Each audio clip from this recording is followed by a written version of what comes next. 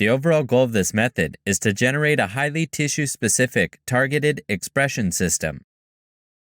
In this method, we demonstrate the generation of a binary transcriptional driver specific for a Drosophila FGF homolog branchlets.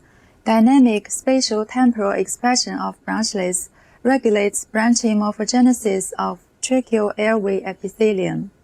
Though this method can provide insight into the spatiotemporal expression and migration of branchless-producing cells, it can easily be applied to other genes and tissues in Drosophila or in other model organisms such as C. elegans and zebrafish. The main advantage of this technique is that it generates expression systems that are highly reliable, tissue and gene-specific, and active exclusively in cells where the cis-regulatory elements of the replaced gene are functional. Binary transcription systems are essential tools for targeted gene expression and manipulation.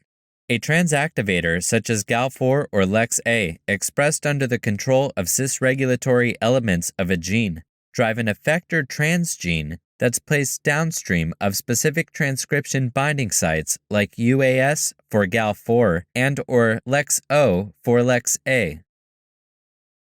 This methodology replaces the first coding exon of the branchless gene with a transcription driver.